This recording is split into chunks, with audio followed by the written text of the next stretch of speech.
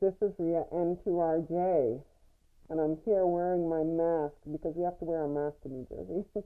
No, it's just Halloween, and I'm wearing this plague doctor costume.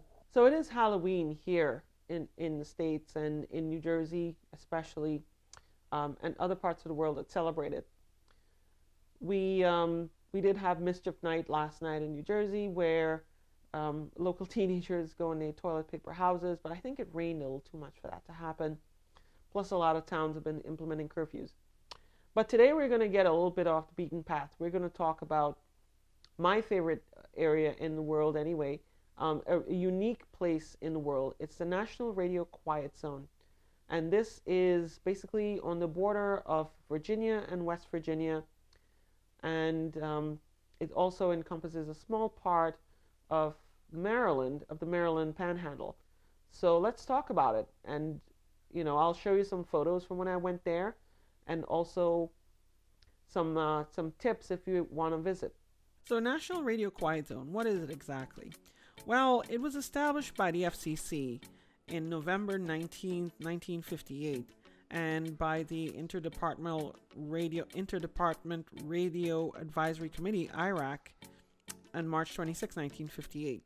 Basically, it was designed to minimize possible harmful interference to the National Radio Astronomy Observatory, the NRAO, in Green Bank, West Virginia, and also the radio receiving facilities for the U.S. Navy in Sugar Grove, West Virginia.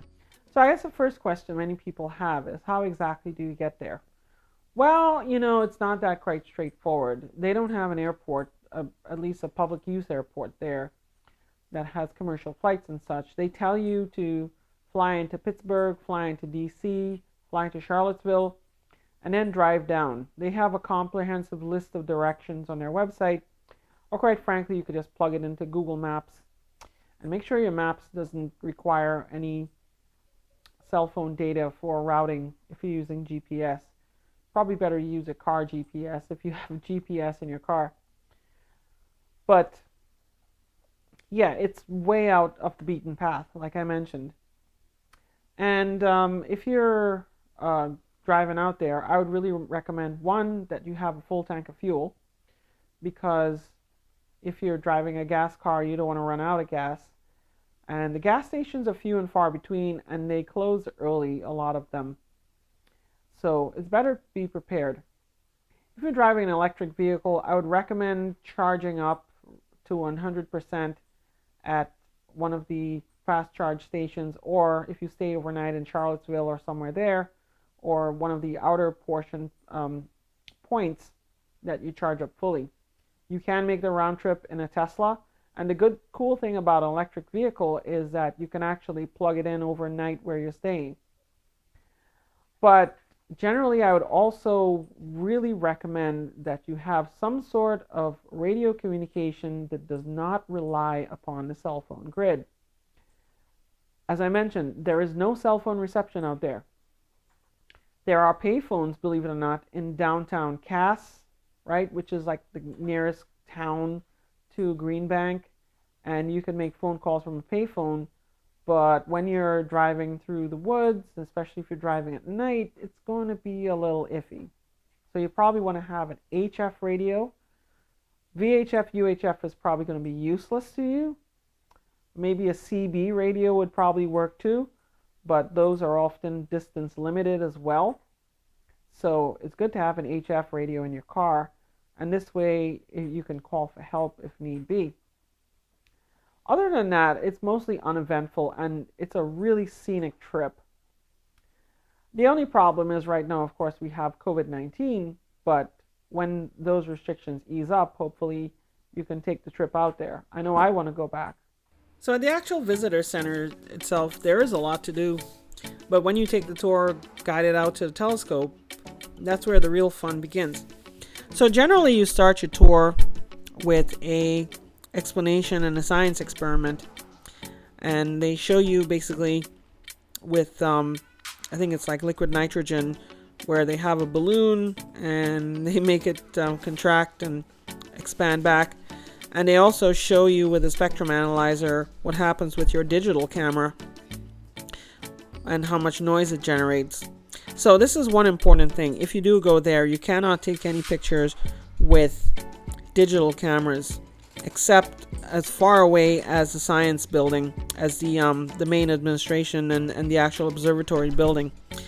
Because digital cameras, even from a long time away, they actually produce a lot of RF interference, the sensor itself, so they generally don't want those there. So the restrictions for us visitors are bad enough. What about people who live there? Well, it's bad for them too. I mean, obviously RF is RF, and from the radio telescope, they want to minimize the amount of stray RF getting in when they observe as much as possible. What they do is they basically have several zones, and they actively police radio frequency signals within those zones. Within like 20 miles of the telescopes, things like microwave ovens and Wi-Fi are really strictly limited. You might have a few of them with very, very low power. For example, in Cass, West Virginia, in the company houses that you could rent, the Wi-Fi is very, very low power. There is no really real radio and TV. There is the Allegheny Mountain Radio Network, which has one AM radio station and a couple of FM stations, very low power and very directional. There is absolutely no cell phone service except maybe some small, limited, very directional cell phone service in Snowshoe, which is a ski area. Other than that, nothing. I mean, it's actually one of the last few areas in the United States with working payphones. A lot of areas are taking out their payphones, but the payphones are there in that area of West Virginia just so people could make phone calls. And this has attracted, incidentally, some people who are looking to escape the quote-unquote EMFs, or the radio frequency waves being generated from modern society. They want to go back in time, and they have this belief that radio waves will be harmful to their bodies, and they want to escape from them. And this is the last place basically on Earth, unless you go out in the middle of the ocean, where you can largely escape a lot of the radio waves.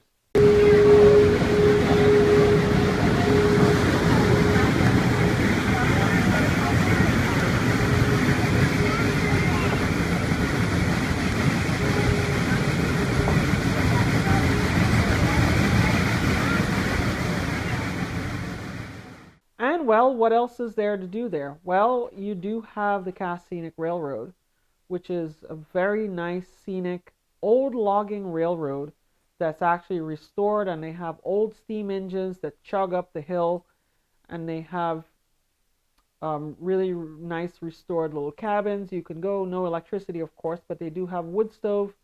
You can stay overnight in those, light a fire, and go back in time. You can also go to Snowshoe, which is a ski area. You can go and ski there.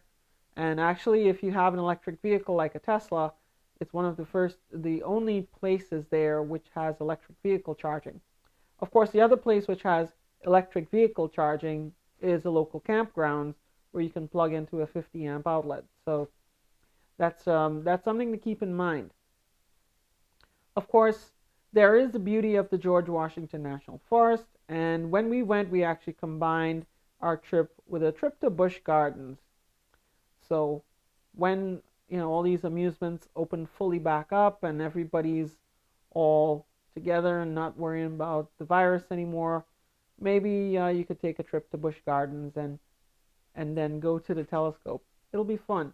So I guess the last thing really is, what it's like for radio over there. Well, good question. I would say that it is very, very quiet. There are some who reported the experience as being able to hear Japan at lunchtime. It's very quiet, and I can believe it. I mean, I went there, and I'll show you a short clip. Of course, I can't show too much due to copyright, but I was able to receive the New York radio stations loud and clear, as if I was local in West Virginia, and the AM radio stations, of course. But it's pretty good, and I would say if you ever get down there, do carry a radio. Well, that's it for now, and I hope this was enjoyable. I'll be making another Q&A video. I'm going to be releasing them on Thursdays. And maybe I'll keep the schedule up, one on Thursday and one on Saturday or Sunday, probably Sunday. My next video should be pretty good, but I'll let you know what the topic is when it gets released. Take care, 73, and keep on hamming. This is N2R.